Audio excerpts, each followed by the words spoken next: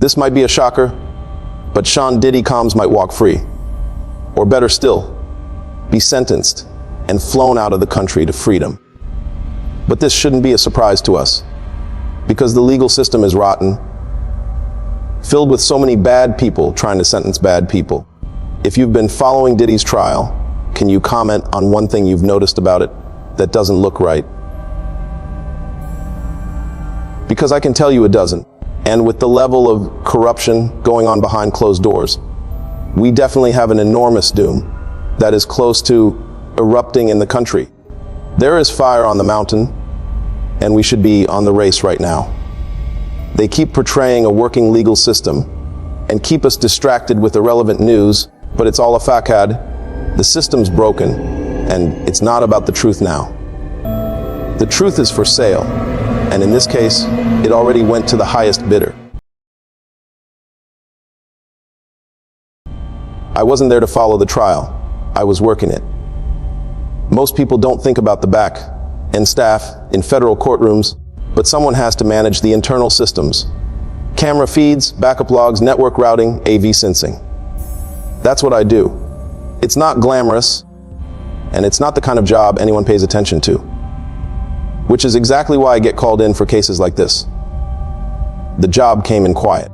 Just routine overnight maintenance to fix corrupted buffers, check jury floor cameras, clean up log errors. Nothing special. There was no urgency. Everything looked pretty normal, and so I didn't pick up any red flags. But right from the first night, something began to feel very off. First, the security was tight, but not for everyone. Diddy's team moved differently. They bypassed standard access points. No ID scans, no questions, no visible clearance.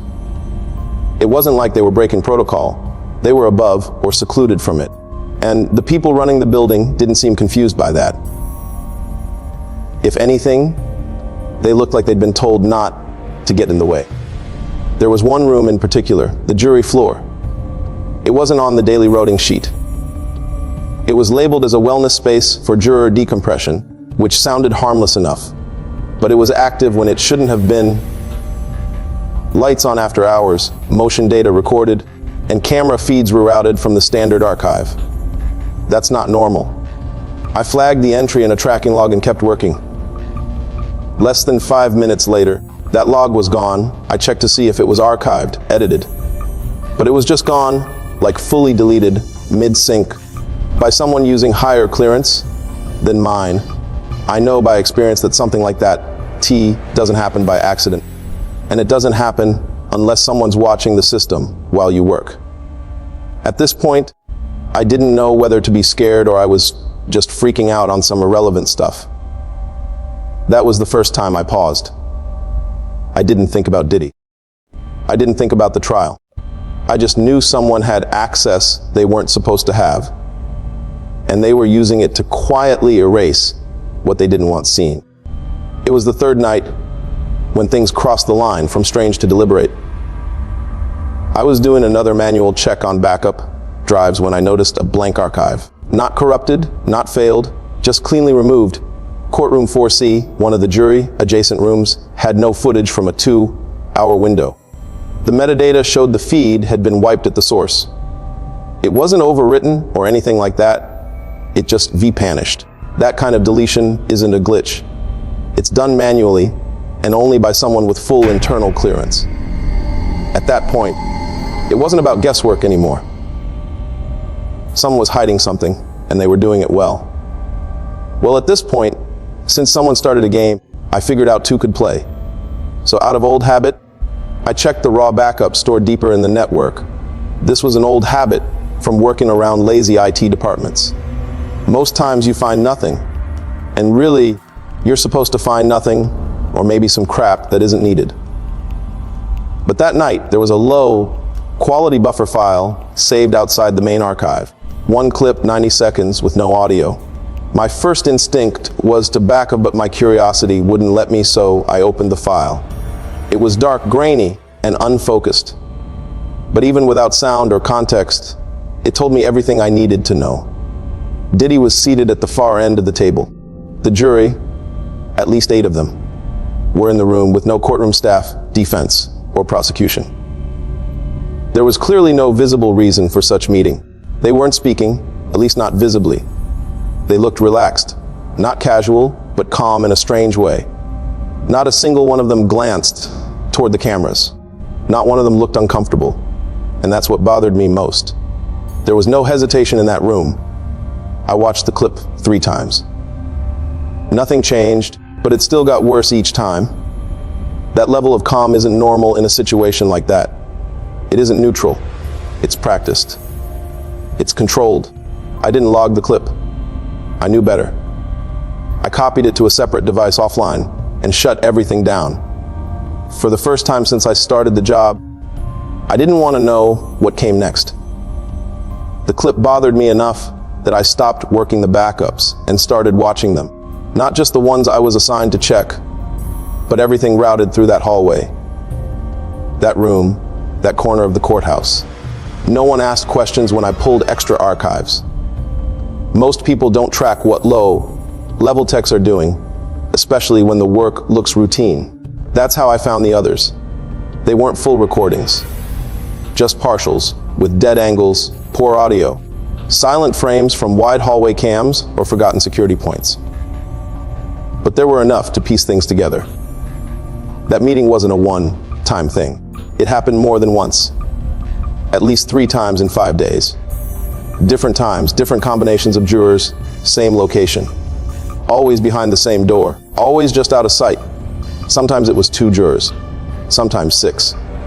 Never the full group, never the same lineup. But Diddy was always there, and he wasn't alone. One of his team was with him, an older man in a dark suit. I couldn't find his name anywhere on the official visitor logs. He never spoke in the clips, but he always entered first, and he always left last. The footage wasn't clear enough to make out words, but you could read body language. Diddy didn't confront. He didn't argue. He leaned it in. He kept his hands still. His mouth moved slowly. One clip showed a juror wiping their eye with the sleeve of their jacket. Another leaned forward, so far their elbows touched the table, and didn't move for over a minute. It wasn't casual. It wasn't aggressive. It felt like a guided session, almost like therapy. They didn't walk out looking scared. They walked out quieter than they walked in. By the 3rd clip, I wasn't thinking about what was legal or not. I was thinking about conditioning. I was thinking about repetition. Whatever was happening in that room wasn't about evidence or testimony. It was about control. Measured, deliberate control. And nobody in the building was stopping it. That's when I realized this wasn't a side operation. This was part of the process. And it dawned on me that what I was watching might be some sort of hypnosis. Up until that time, I wasn't fully into following the trial, but I picked a special interest in it after what I found out. I saw that the change during the court sessions wasn't dramatic. That's what made it harder to explain. It started small, just a shift in posture, the way they looked and walked when entering the courtroom. And if you noticed, which I don't expect you to, but on the first day, a few of them looked nervous, some uncertain. I mean, the case was still fresh, and the tension was quite high. They whispered to each other during breaks, scribbled notes, glanced around when testimony got intense. And to an average man, it would look normal, but I knew something felt really off. By the end of the 2nd week, that phase was gone. They moved in sync. They sat straighter, stiller. No one leaned toward the others anymore. No side glances, no whispered questions. They didn't take notes unless someone was watching. When they listened, they stared forward, locked in, like they already knew what they were supposed to hear. One woman, Juror 7, used to flinch during certain witness statements. She'd adjust her sleeves, fidget with her pen. That stopped overnight. The next morning, she came in with a blank notebook and didn't write anything at all. When she wasn't staring ahead, her eyes were on Diddy. Another juror, young guy, maybe early 30s, started mouthing pieces of testimony under his breath as it was being said. Like he already knew what was coming. No one else seemed to notice. Or maybe they did and didn't want to say anything. The judge was sharp but stayed quiet. The clerks kept moving, and the press focused on the headlines outside the courtroom, not what was shifting inside it. What got me wasn't how robotic they looked, it was how certain they became. There was no hesitation in how they reacted, no conflict in their expressions. Even when new evidence was introduced, the kind that should have raised questions, they barely blinked. They already knew how they were going to take it in. That kind of calm doesn't come from clarity. It comes from programmed coaching. The only person who showed any kind of resistance was gone by the end of that week. Juror 4, middle-aged woman. Usually the first one to ask for clarification during instructions. She had this habit of pausing before answering, like she wanted to be sure. On Thursday, she was missing. The judge said she'd been dismissed for personal reasons. No further detail, no replacement until the following morning. But the look on the bailiff's face, when he announced it didn't match the wording, he looked uncomfortable, like he'd been handed a line and told not to flinch. After that, there were no more questions, no more hesitations, just quiet, polished compliance. It didn't feel like a jury anymore. It felt like a team. One that had already rehearsed how this was going to end. Mind you, all these were taking place outside the court sessions. The judge, jury, whatever they had going on felt like some sort of rehearsals being made ahead. I've never heard of where court sessions rehearsals are being made ahead. Nowhere in the world. The judges were usually a makeshift one, but they ensured it looked real enough. I should have stopped after the third clip. I knew something was wrong, and I knew it wasn't going to fix itself, but I kept digging, quietly, off record. I wasn't trying to expose anything. I just wanted to understand what I was seeing and tell myself I wasn't going crazy. At that point, I wasn't sure if anyone knew that I found some compromising clips, but I didn't care. I was just determined to see the root of everything. The following night, I went back into the storage pool where I'd found the earlier buffer. It was empty, not just the directory, everything. The entire storage sector had been reformatted. No logs, no fragment files, no traces. Even the device ID that created the original buffer was gone from the system index. And again, that doesn't happen through routine maintenance. I checked my local copy. Still there. I moved it again in a new drive, new label, air, gapped and disconnected. Paranoia was setting in, but not the irrational kind. The kind that shows up when you realize someone else has already been inside your machine and you never saw them do it. I don't like that at all, and I was more pushed to find out more. A day later, someone from Building Tech Compliance requested my equipment. Said it was for audit purposes and under the standard procedure, nothing to worry about. But I'd been on federal contracts long enough to know no one checks compliance mid-trial, especially not for contractors working after hours. There was absolutely no need for that unless there is an ulterior motive. I decided to play smart, and I handed over the dummy unit I'd already wiped. My actual logs were stored off-site by then. I was lucky enough he didn't check in the spot or T-push back.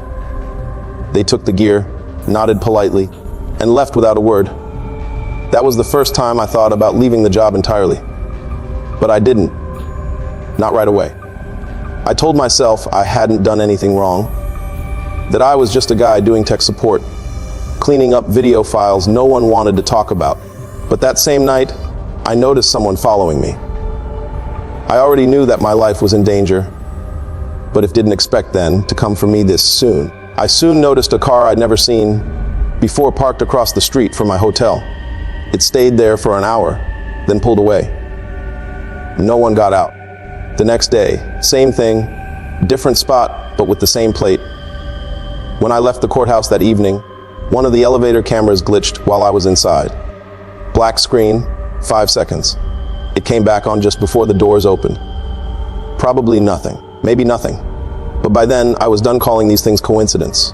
Someone was scrubbing the record, not just files. People, logs, paths, any sign that something had gone off. Script was being buried, fast and quietly. They weren't trying to scare me, not yet. They were just making sure I knew someone was watching. and I got the message. From that point on, I stopped looking, at least officially, but I didn't stop remembering what I saw. And I didn't stop wondering how far they were willing to go to keep it hidden. Right now, I won't be shocked by any verdict or how Diddy might end up. Except there's a higher intervention which I doubt. The public might be fooled into believing anything that keeps the truth from surfacing. Each court sessions began to look pretty much the same to me from the jury's side. Everything about their behavior told me how it would go. They aren't nervous. No one avoided eye contact. No one shifted in their seat or glanced around like they weren't sure what they were about to say. They always looked ready. I watched from the back of the building, monitoring feed integrity like I was supposed to. One of my screens showed the main courtroom. Another displayed system health data. I barely glanced at anymore. I was focused on their faces. Following the recent news, when the foreperson stood up and read the decision with a voice that didn't shake. 2 counts guilty. Several more dismissed.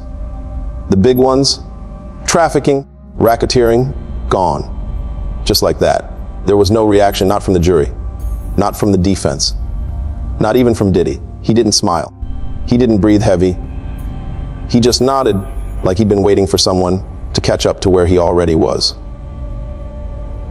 The judge thanked them for their service. That part always feels strange, thanking people for pretending they had a real say in what was happening. Outside the courthouse, people were already shouting, some angry, some relieved. Cameras followed lawyers and family members. Media lined up for post-verdict spins, but inside it was still. Clean, controlled. I don't know what I expected. Maybe hesitation, maybe even a little shame. But there was none of that, just routine. Like this wasn't justice. It was something processed. I stayed until the building emptied, cleared my desk, packed my gear. Nobody stopped me. Nobody asked questions.